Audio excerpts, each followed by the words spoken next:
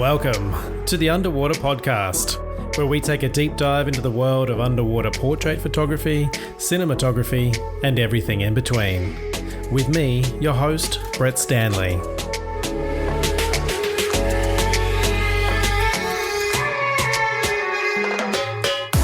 Welcome back to the Underwater Podcast. And in this episode, I'm talking to one of the most generous guys in the film industry, Underwater Director of Photography, Pete Romano, ASC.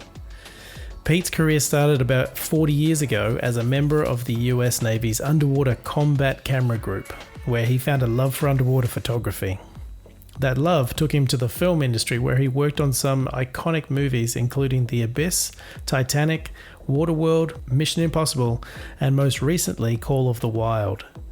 Pete also runs one of the best-known underwater cinema housing and lighting companies in the world, Hydroflex. He's been a stuntman, he's a hoarder of underwater film memorabilia, and he talked Al Pacino into going for a swim. Let's dive in.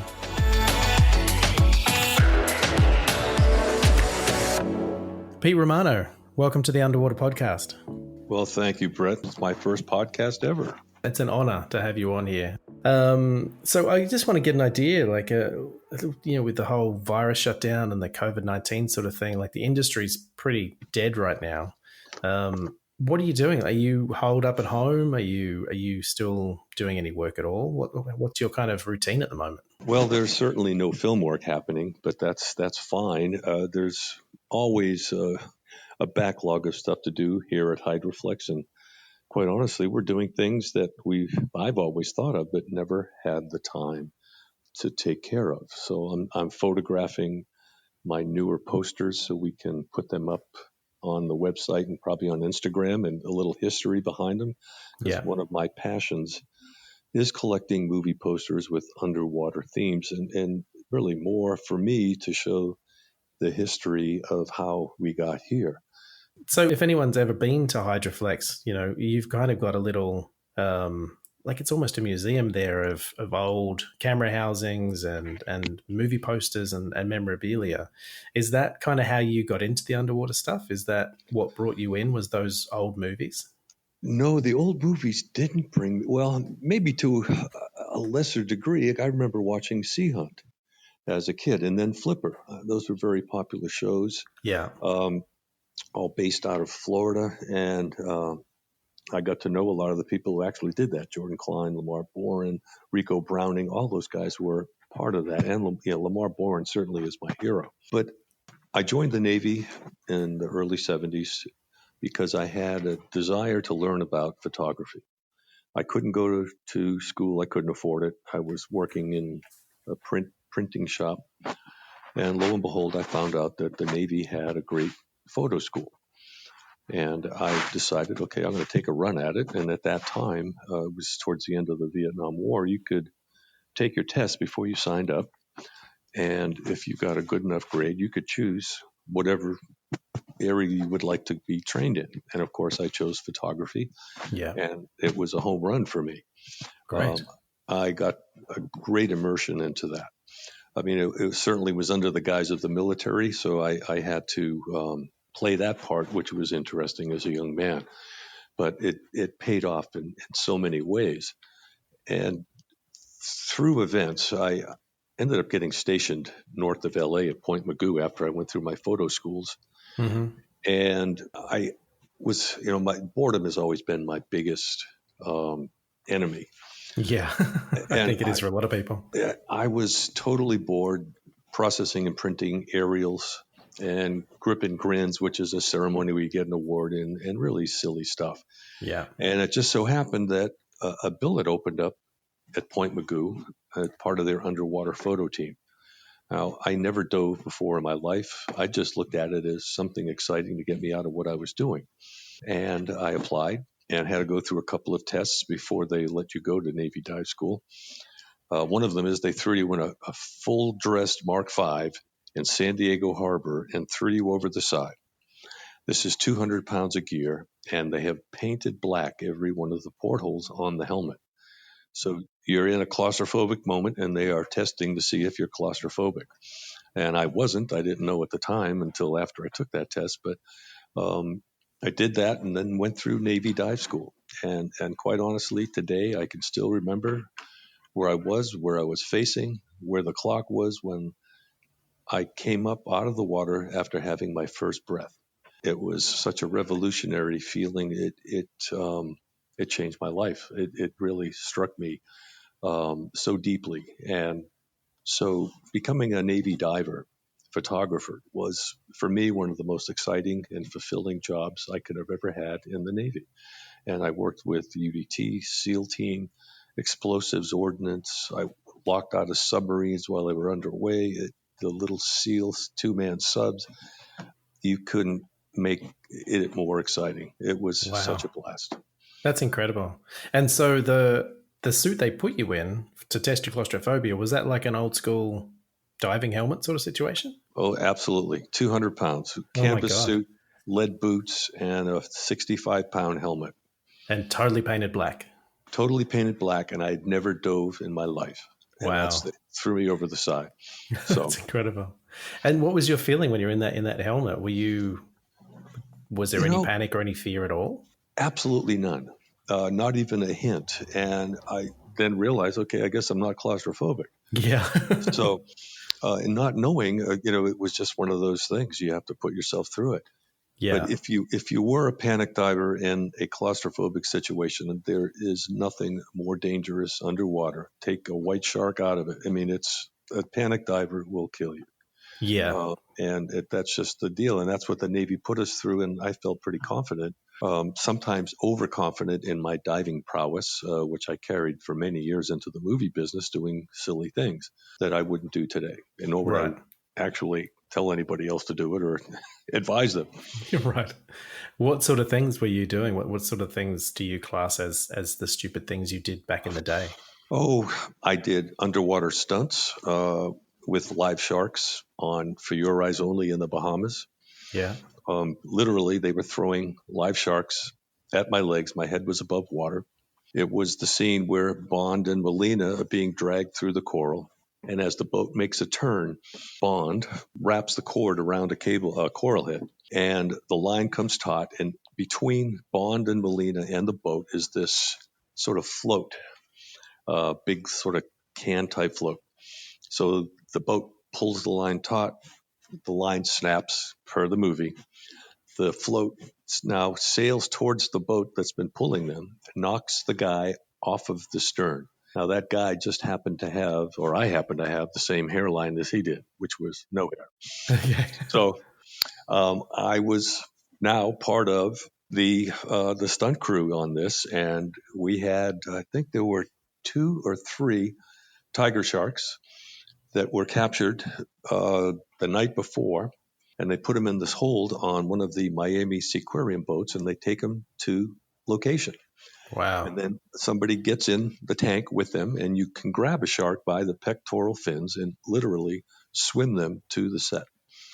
Now, you can't do that today. It was a different time, and I praise the Lord they don't do it anymore, and Yeah. Yeah. I'm hoping to be absolved of my sins, but it's what happened. Yeah. And we can go back through history, even back to the Cousteaus, about things that were done at that time and not being aware of really the damage that was being done. So, I don't want to get any calls No, out no, there. no, exactly.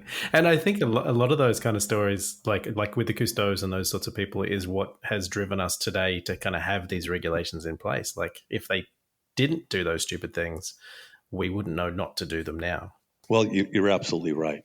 And so, my stunt career went on, but the craziest one, of course, was the Sharks.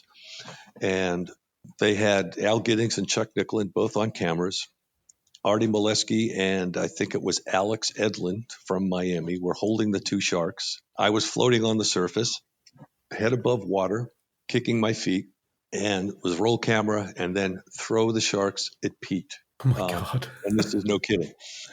So we had an ambulance on standby. I think they had a plane. We had all kinds of these boats to get me out of there if something happened. And Yeah.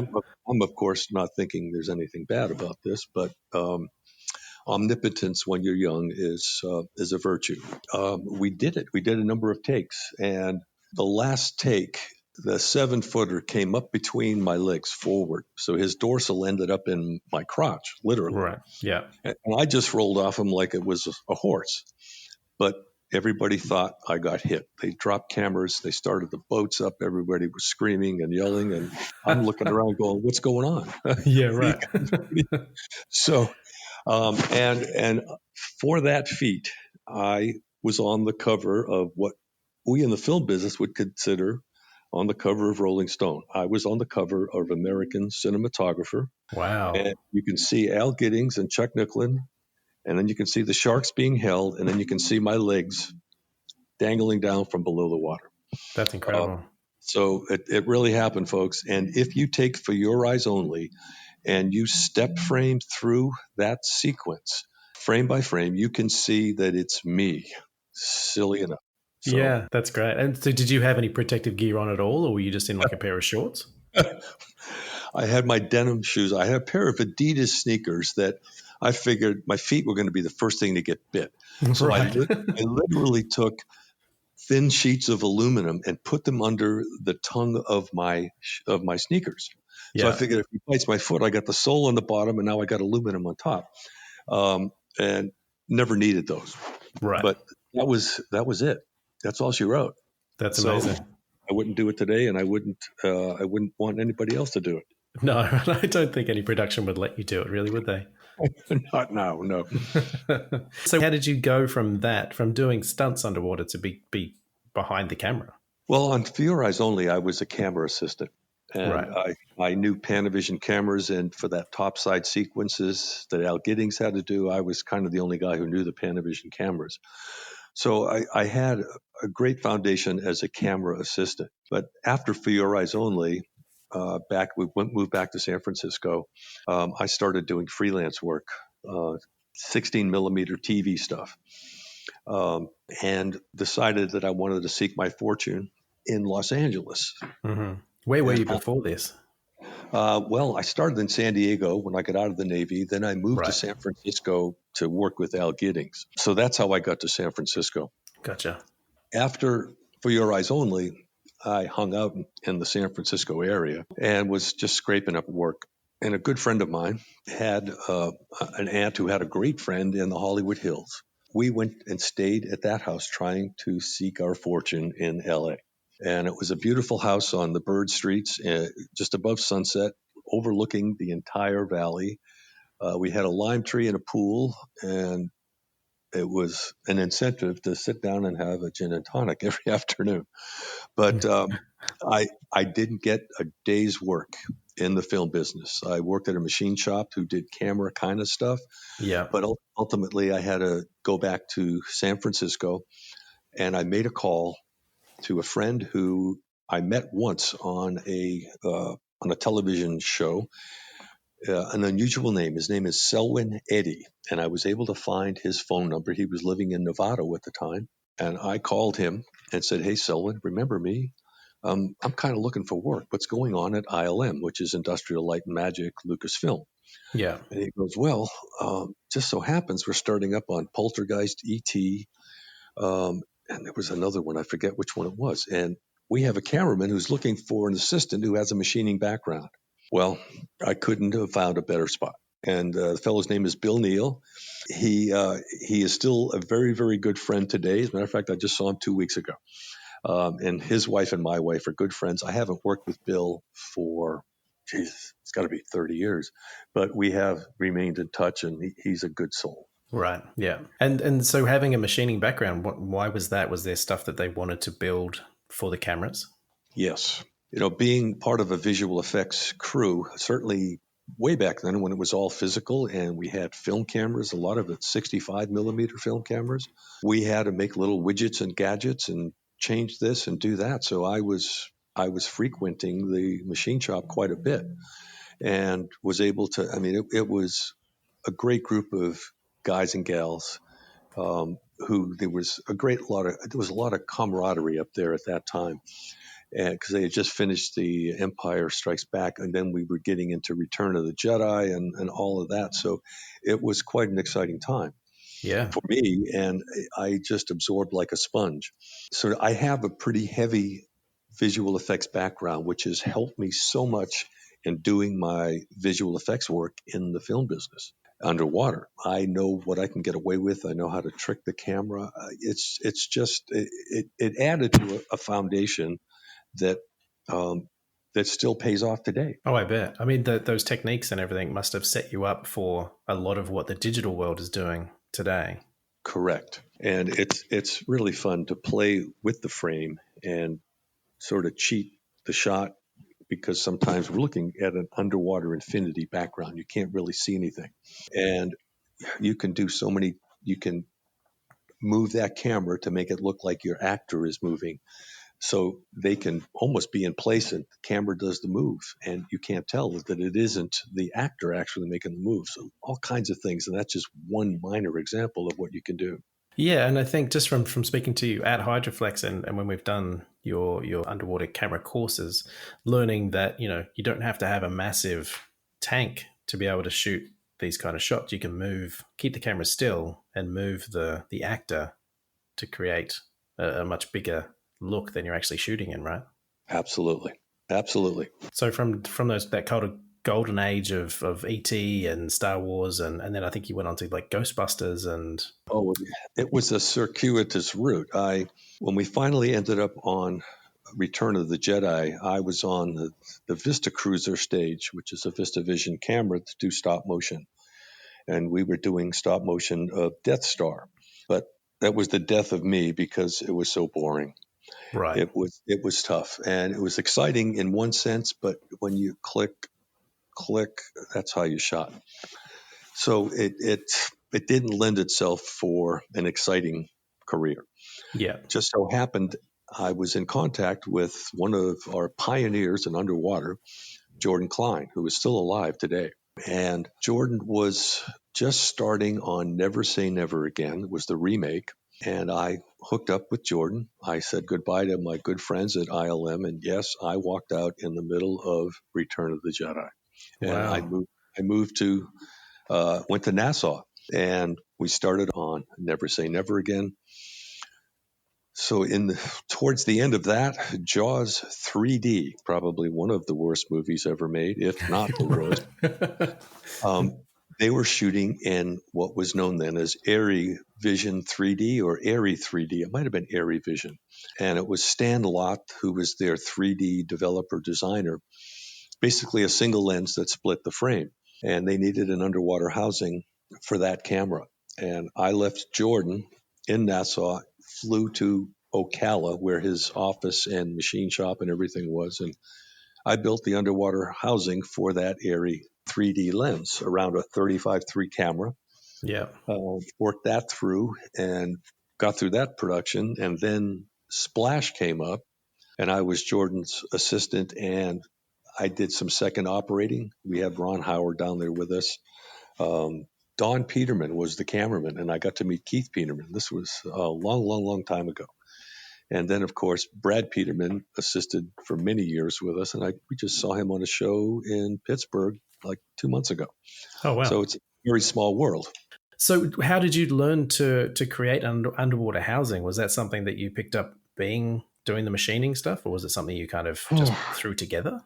Well, I mean, being known for it now as you run Hydroflex, it's interesting to hear how you started building housings in the first place. Well, when I was working for Al Giddings before ILM, he had a very small machine shop, and I was doing some sort of repair work and some design work. And then a camera came out called the Cinema Products Gizmo. It had a coaxial mag, straight back. It was perfect for an underwater housing. Mm-hmm. So between Al and myself, we developed the Cinema Products Gizmo underwater housing that he used to shoot basically a TV show called Mysteries of the Sea, which we fondly coined Miseries of the Sea. Right. And again, I did more stunt work in that crazy movie, which was silly. But those camera housings were what really made that film. Right. After I left and started at ILM, I was able to use their machine shop at night and on weekends. And I built my first solo housing at the ILM machine shop up in San Rafael, California. So that was the kickoff. And then when I left ILM and went to Jordan Klein, there was a little shakeup at Lucasfilm, and Richard Edlund, who was the head of it and won the Academy Award for Empire, he moved down to Los Angeles and started Boss Film Corporation. And I hooked up with Richard. I believe I was the first to get hired. It was August of 1983. I drove right from Florida right into LA, Yeah. got a place on Lindbrook Avenue across from what used to be Flax right near UCLA. Couldn't have found a better spot. And we started building equipment for Ghostbusters. So it just, the camera work, the machining, the design, all of that, all interplayed to really help me make my mark. Yeah. And it must have been the sort of thing back then where it was like, were there many people doing that? Or was it kind of just you making a name because you were the one who knew how to do it? Well, it's always been the Wild West to a certain extent. And certainly in the earlier days, when you see people like Lamar Bourne who would build their own stuff, and I have examples of these handmade, homemade underwater housings made out of plexiglass and looks like Mm-hmm. door handles. People have taken off the kitchen cabinets, and Right. Yeah. so I think if you had the desire, you just you had to figure it out and get there. And I remember at ILM, I went out and shot a commercial for a swimming pool cleaner, and I had to go rent a housing, a Bolex hand crank, where you wound Yeah. up the spring, Mm-hmm. and it had no reflex finder; it had a side finder, and I did great until it came to the close up, and it didn't work. And I had to reshoot that little port, that one shot. And that was when I decided I'm done with this junk. I'm making my own stuff. And I had to have reflex viewing. So that's sort of was the springboard for the original Gizmo. But then when I got into the 35-3 housings, which would have been 83, 84, reflex viewing was absolutely mandatory. No side finders, none of that stuff. I really needed to see the frame. Yeah. Because otherwise you've got no idea what you're shooting, especially with the close-ups, right? Because you're You're basically done. looking through a little square on the side of the camera. Exactly. And sometimes I'm shooting in a teacup, and that frame is so precise that if I move anywhere in one wrong direction, the shot's dead. So you really have to watch what's going on and be able to control that. And that's part of how I made my successful entry into this business. Was being reliable and being able to get the shot. Yes, because before that, it was a crapshoot. It was a 50-50. Yeah. You get somebody who says, "Hey, I can dive," and they've never even seen the housing, and they try to get in, and they're basically trying to save themselves and survive versus trying to get the shot. And in what we do, your equipment is secondary. It's natural. It just happens. You don't even think about it. You're thinking about the camera. You're thinking about your shot. You're thinking about where your talent is. All those things are sort of just spinning in your head. And the last thing I want to think about is my regulator or my tank. Yeah, exactly. It is well focused. You have to be, and it's quite exciting. It's a lot of fun. It is the hot seat of hot seats. Yeah. And so what took you from there to working on something like The Abyss, for example? Well, I just kept plugging away, doing all kinds of anything I could do. I literally was my own assistant. I loaded my own mags. I threw the housing in the water, and I jumped in behind it so I could go Right. shoot. Yeah. So I just kept knocking it out. And I ended up becoming the director of photography for another horrible movie called Jaws: The Revenge. It was an incredible experience for me. It certainly gave me a lot more confidence, which at that time I didn't have a lot of. And I remember doing some of those shots, and I had Jack McKinney as my second operator. And Jack McKinney, if anyone knows the history of underwater, certainly a documentary pioneer and a great guy who did so many things. But I remember being in the Bahamas and trying to do the shots, and I was so afraid of swimming the camera because I might not make it work. Right. Might be wrong. I might miss my mark. I was not paralyzed, but I was certainly constrained with angst. I mean, Yeah. today, if I never hold the camera still unless I'm actually told to, and I Right. take a pretty cavalier approach to it now because it's somewhat second nature in its own right. But Jaws gave me some credit that was on the big screen, a big screen, and I was the only guy. So that was good. Right. And I remember, John Bruno, who used to work at ILM and then worked at Boss Film, a visual effects supervisor and a director. He hooked up with Jim Cameron, and that's how I kind of got involved with The Abyss. I approached John and Jim because I wanted to be heading up their underwater visual effects second unit. And that's really my only intention was Yeah. to, and this was Jim at his desk and very calm and totally different than what he is on set. I can tell you that firsthand. Mm-hmm. Yeah.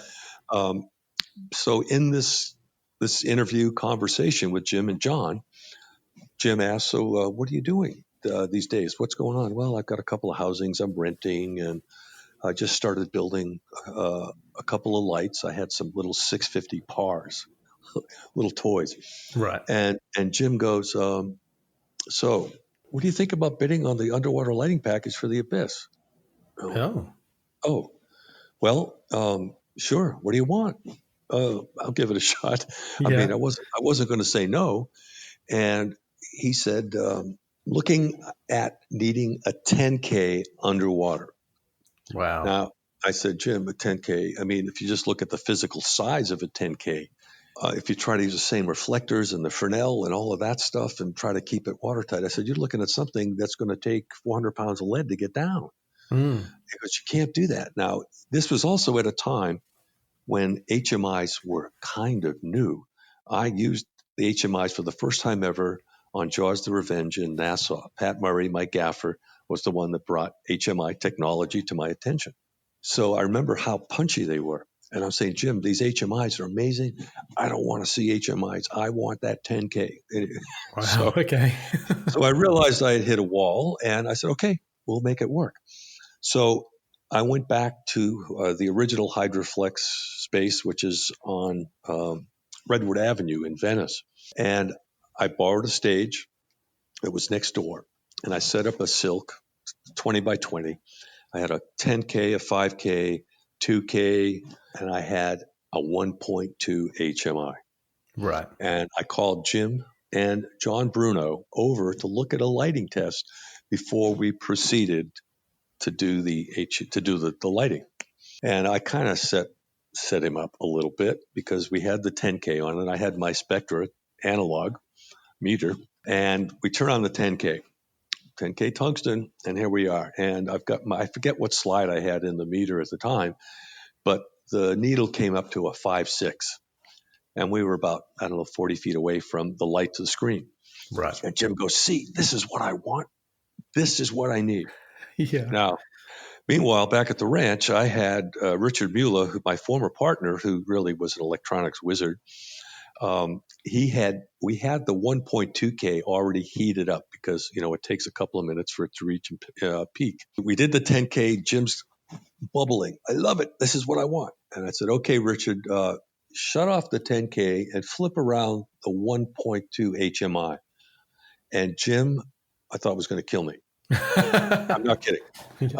And when that light spun around and I put my meter in it, the meter didn't hit 5.6. It pegged to the opposite side. It was buried. Right. It was past everything. And Jim just looked at me, and that was it. That's how come we did those lights. We were the first people to put HMIs underwater, and they're very prominent on flatbed, as you can see it going around, and they put them all over deep core. Yeah. So that was quite an introduction to underwater lighting manufacturing. And a big part of that, we were using other machine shops. Vince Pace's machine shop up north, he and his dad, Louis, with Richard, helped machine and design all of those things. So it was quite an enterprise. And, we had to build so much stuff for the Abyss, a housing for the 65 Panavision, the VistaVision Butterfly Paramount version, plus the 35.3. So quite an exciting time for us. Yeah. I mean, I've recently watched the behind the scenes video for The Abyss, and it kind of lays out the scale of that film. Did you know how big that production was going to be and how intense it was going to be when you signed up? Big, yes. Intense, no. Yeah. It was big. And I remember doing some recce's going out for looking at the place, and I have some stills somewhere I got to pull out of everybody, Jim and Giddings and Les Dilly and the whole crew, but a lot of the heads of department looking around Gaffney, South Carolina, before we actually started shooting. I think only somebody with Jim's vision and drive could have done something like that. And he's still Yeah. doing it with Avatar, for certain. So he is a visionary. He's a hard driving guy. And you have to respect him for that. It can be very tough at times. I do hear he's mellowed a little bit. Yeah. It must have been quite insane, I think, because when you were looking around, I think it was like South Carolina, where you're looking for a tank to do this in, and you ended up at a decommissioned nuclear power plant. Well, it wasn't even commissioned. It was never completed. It was half built, and it was like the workers dropped their hammers and walked away. Wow. And the fellow who purchased it, Earl Owensby, from that area, definitely a wheeler dealer guy. I think he made more money on selling the steel and the bolts and everything that were left behind than he did on renting the facilities to the movie business. Right. Unbelievable. Yeah. I mean, watching that video of all the behind the scenes of how they took this, concrete bowl basically, and then turned it into a tank. That, just the engineering to get that to work was insane. It really was. It was an adventurous moment for everybody because everybody was sort of winging it. But Yeah. they pulled it off my unit because they couldn't tent the tank I was in. We were in B tank. It was too large. We had to work at night. So Right. for 4 months, we were the vampire divers. Oh. Towards the end, we started in September, ended up just before Christmas. And we had this huge hot tub that was part of our little hydro house down there. And we would jump in that and then jump in the water again. And I remember breaking for lunch, which was 10:30 or 11, take your wetsuits off, dry off, and then go get something to eat. You'd come back, and this is no kidding, your wetsuits were frozen. Oh, really? Literally. You threw the wetsuits in the hot tub, you jumped in the hot tub, and that's how you got dressed. Wow. Yeah. So it was crazed. That's insane. And speaking of what they couldn't tent that B tank, but I remember seeing in the video that the A tank, which is like, I can't remember how big it is, but it's huge. To tent that, they ended up putting those little black styrofoam balls across the entire surface of the water. They were polypropylene. Right. And I believe the tank was 200 foot in diameter and 56 foot deep at the bottom. It is crazy. And it was Jim was able to pull that off in that body of water. I don't know another body of water you could do it unless you go open water. And the risks with the uncertainties of open water would have never let that happen. Yeah. And so going from the abyss, did that kind of kick off another like step in your career? Did it push you sort of into bigger and better things? I think I had a lot of confidence with my ability to execute underwater shots from that day in, day out. And, we sort of pushed the lights more, and Richard and I were able to start getting those out a lot on movies, and people were really embracing them. We got noticed by the Academy, and they gave us a Technical Achievement Award for those lights. So it all played in. And then I just started looking for any and every underwater project that could ever happen and wanted it dearly. I'm a little more cavalier about it now, but I was very, very hungry back then. Right. And did that kind of push you to kind of reach out to people and kind of try and bid on as much things as you could? Or were you... Absolutely. Yeah. And I always kept developing new equipment or improving what I've had. And being the end user, I made it work. I did things that I felt were needed to make this happen. And of course, video assist was primary. Now, I don't know for a fact, but I might have been the first person to do a video assist off of a film camera to the surface with a 35.3. I wouldn't put any money behind that, but I kind of think so. Yeah. And it was all these things and about the balance and how to really get that camera housing. I mean, when you think about it, it's an object that's in space and you have to get it from one point to the other. Forget about your air, forget about everything else. What are you putting on that frame? That's all that really mattered to me. And I fought for that frame. I still fight for that frame every day I get in the water. And I love it. It is addictive. Yeah. So, and by that you mean you're fighting for the image you're capturing, is that right? Correct. Yeah. How much control do you have over that? I mean, you've got the director on the surface who's, basically telling you the shots they want. How much kind of creative control do you have over that frame? Well, in terms of interacting with your director and your cameraman, diplomacy would be in capital letters. Yeah. And they're going to give you their requests or their ideas, and you have to talk them through it. Yeah, no problem, I can do that, or I don't know if I can do that. Let me give it a shot, and we'll readjust. Or you can't do that, and you can't say that, but you have to No. somehow work your way around it to get there. Yeah. And so you really want to make it part of a collaboration. You don't want to be the 800-pound gorilla. You want to be the person to make this happen and get everybody out of the water and walk away with some great feelings about some great coverage. Yeah. Have you had directors that haven't shot underwater before and you've kind of struggled to make them understand the things you can and can't do? Well, yes. And more than not, directors typically, unless I've worked with them before, have not done underwater. So those people, most of them are really open to what you can and can't do, and you can offer up things to them. If I can try this or try that, or as you get a feel for what they want. Do you want a clean in and a clean out? How do what do you see here? I can help with the camera to move that. So it does become a collaboration, and it has to be a collaboration in order for it to be successful. And there are instances where you have to talk to talent, sometimes really big talent, but you have to watch out that you kind of go through the AD. You don't want to go direct. There's that chain of command you still have to deal with, unless you're very intimately friendly with, let's say, an actor you've worked with many times. You can just deal with it. Yeah. But it's diplomacy is so important in this, and your ability to mold yourself to this established crew that's probably been shooting for months, and you come in as the new guy. So you're there to serve, you're there to help, and offer up and do your job. And so, speaking of working with celebrities and sort of A-list actors, how has that been working with actors who maybe have not done any underwater stuff before, or they're being pushed to do something that is way out of their comfort zone? Well, it's as the pendulum swings, you go from one end to the other. Yeah. I've had actors, it was on a TV show and I can't remember his name. His stunt guy couldn't do it, period. And the guy did it himself. He was good. He was amazing.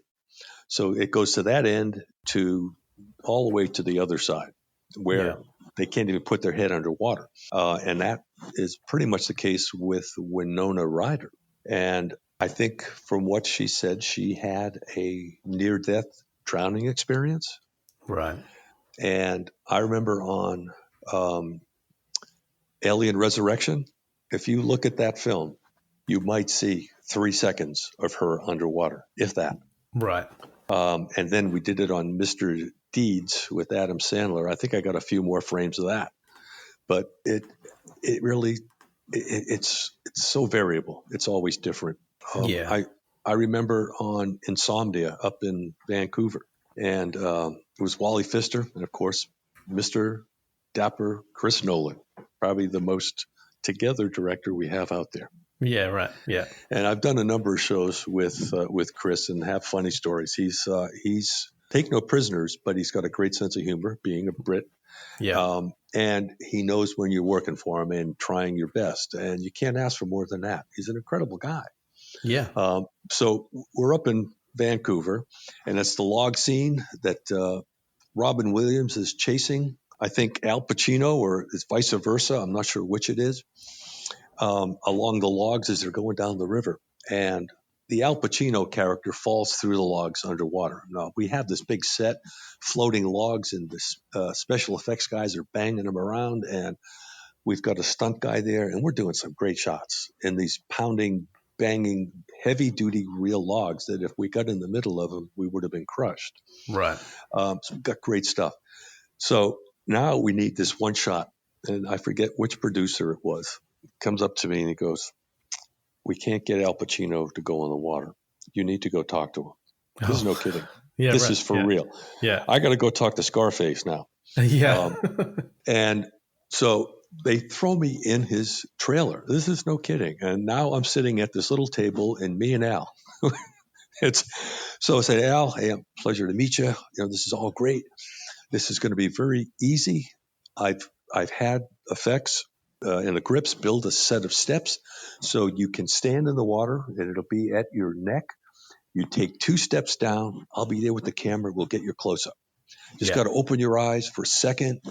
I'll get it. I'll be there for you. That's it. This is in a tank, in the same tank that we just did the log thing in. I think it was a wave tank or a university pool. I can't remember, so forgive me there. Yeah. So Al goes, oh, I can't open my eyes underwater. Oh, I can't. Now, come to find out, Al Pacino is a city guy. He's afraid to go in the woods for ticks. At least he was back then. At least that's what I heard. Yeah. So now I'm going to put him in water, and he doesn't want to do it. So I go, Al, it's going to be so quick, so painless. Just open your eyes, do them. He goes, oh, my eyes are going to burn. I go, it's clear water. You could drink it. It's all fine. You might feel it a little bit. Oh, I don't want to feel it. Nope. Right. So we got him on the steps. I'm underwater waiting. Al Pacino walks down. I get the shot. Eyes never open. Right. Eyes never open, period. So, but it's there. So, and it was a quick pop. But that was a very funny story for me to talk to. Every time I see him now, I go, oh my God, I was sitting right next to him. Yeah. Have you worked with him since? No, I haven't, unfortunately. Yeah. Are there people that you have worked with a few times underwater? Yes. Russell Crowe, the governor, take no prisoners guy. But I love him dearly. He's a good man. Is that your nickname for him, or is that like an industry nickname? I call him the governor. I think anybody in the British sense or Aussie setup would. I mean, Ridley Scott, who directed Gladiator and many, many other things, and a lot of shows that Russell was in, we used to call Ridley the governor because he was the governor for sure. Yeah. And truly, what an amazing director and collaborator he was, and his brother, who's no longer with us. But Russell, I remember doing Man of Steel. We're up in Vancouver, and Russell did pretty good. He's a gutsy guy. He wants to get it done, but he doesn't want to do it twice. Right. And if you don't get it, you pay. You pay dearly. I had to pay once, and I never did it again. Right. Then I ended up working with him on Noah up in was it Long Island right after they had a big hurricane, I believe. So, but we did well, and Russell took over the set. He said, "It's just me and Pete, nobody else. Everybody else go away." No kidding. Because Darren Aronofsky, incredible director, and Matty Laboutique, a good friend and an incredible cameraman who I just worked with on The Prom 2 months ago. They were there, but see, I think Darren likes to take a number of takes. Right. And Russell is not that kind of guy. Russell is the consummate professional, and he gets it, and he wants to move on. He doesn't want to do it again. So if you want to get his ire up, that's what you do right there. So that's when we got there. He said, "It's me and you. That's it." So right. I went, "Okay, let's go." So it was funny, but yeah, he's a kick. I've done a number of shows with Kevin Costner, and what a gentleman. Yeah. What a nice guy. Oh my God. Yeah. He's, aside from Waterworld, Black and White, and what was it? The bus sequence, Dragonfly, I think it was, or something like that. Now, I would be remiss if I didn't ask you about Waterworld, because it is one of the most underrated and polarizing films, I think, of that kind of genre, where I'm not sure it was received very well, but I think it's got a little bit of a cult status now. How was that to shoot? Well, I think that was probably one of the biggest productions I've ever been involved with. It was all shot in Hawaii. It was, well, not all of it. At the end, we actually did some stage work and did some underwater work at the tank down at Huntington Beach, the old NASA space training tank. But Hawaii was great. It was a huge crew. I think with all of the stunts and the props and all of the departments together, it was well over 500 people. Yeah. And how was it technically? Because I know that it was probably a lot of it was shot above water than more than underwater. So did they have you in every day, or were you kind of just coming in every now and again? I was going back and forth with my crew to Hawaii to take care of the parts that they had scheduled for the underwater. Usually it was with stuff we had to do with Kevin directly. So his time was pretty limited, and we had to be available to make that happen with him. Yeah. But Kevin's a great guy, and he's a can-do kind of guy, and he did it all. He did quite well, actually. Oh, right. So he was doing his own stunts and. Yes, he was doing most of his stunts. Now, he did have a stunt man who was there who actually got embolized, believe it or not. Oh, really? Yes, we were doing the scene. I was under them shooting straight up, and I had to hold my breath because I didn't want my bubbles in the shot. But it was two stunt people, a gal and a guy, coming together for that kiss, the famous kiss that they make. Yeah. And the unfortunate part is that the guy who was doubling Kevin was holding his breath, which is fine, but he and the gal were ascending without realizing. So that air was expanding in their lungs and embolizing. Yes. So the shot got blown. It was done. And I came up to the surface. I was probably down at 50 feet to get this shot. Wow. And I came up and I look in and I go, what's going on? I was actually almost a little upset because they blew my shot. Right. And I just happened to turn around and look, and my crew was on a boat. It was a big sort of catamaran, and in letters that must have been 2 foot tall, it was the party boat. And it was the party boat. Nice. Well, I turn and look over to the right, and here's the stunt guy doing the funky chicken on the swim step. He took a hit. He was embolized. Oh, wow. Yes. And they sort of was a big panic, and they got him in a helicopter and flew him low to a recompression chamber. He was fine, but he had to spend a little time in the chamber. Yeah. But that was probably one of the most exciting parts of it. Right. There were a lot of other little pieces and parts going down into the vessel itself. There was one where we had to show Kevin being pulled, or he was supposed to be swimming, and he had this supernatural swim ability to go so fast. It was something that we had to kind of make work, at least give him some pieces of it. And we worked out with the stunts, and they had a sort of a trip cable that once they pressed it, it was immediate 100% ramp up with cables to pull actors through the frame. Right. Well, I was the first one from the point of pull. I was number one. I'm tied in from the back. And then on my chest, there's another hookup, a couple of carabiners. And then there's about a 15 or a 20-foot cable that goes to a hand hold, which is where Kevin has to hang on. Right. And they release the latch, and we both get yanked through the water faster than you want to imagine. And I'm trying to control the camera. Yeah, right. And you're going backwards. And I'm going backwards. And the first thing is I take the first hit from my body being picked up. And then when I started speeding away, of course, it took out the slack of Kevin's cable. And then I took another hit when he lagged into it. And we got pulled, I don't know, for 20 or 30 feet, I think, something like that. So it all worked well, but I thought about it. We really did an unsafe situation. It was unsafe. And the reason is the stunt guys were good. I was good. Safety was good. But one little detail lacked to be dealt with. And my underwater housing, but at that time was the 35-3. That's a 75, 80-pound housing out of the water. Yeah. I was hand-holding that. There was no safety on that underwater housing. If I let that underwater housing go, it was going to collide with number one. Yeah. So straight into Kevin. Meeting Kevin. I don't think you could do that today. I think people are much more aware of what's going on. Yeah, that's incredible. Thanks, Peter. It's been amazing to hear these stories, and I don't think we've even scratched the surface yet of what you have to tell. Would you be interested in coming back and telling some more stories? Okay, we can do that. I got many stories.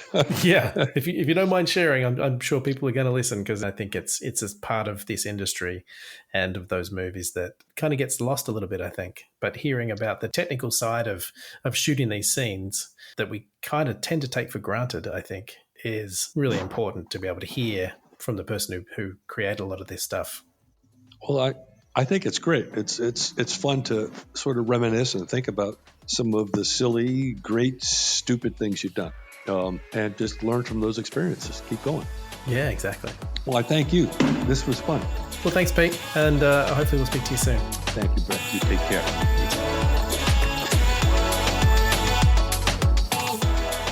Well, that was my first episode with Pete Romano, ASC. And what a great guy.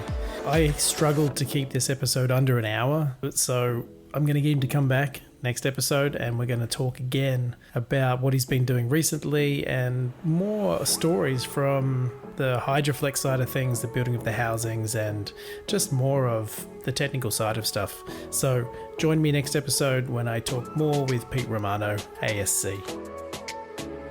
Thanks for listening, everyone. And as always, if you like the podcast, please subscribe. If you'd like to connect with us or just learn more about my guests, you can hit our website at theunderwaterpodcast.com or on Instagram or Facebook. Also check out our regular live streams on YouTube. Links will be in the show notes. If you'd like to know more about my underwater photography workshops and mentoring, you can find me at brettstanley.com. The Underwater Podcast is presented and produced by me, Brett Stanley, and our music is Neo by Oh Boy. Keep creating, everyone. I'll see you in the water.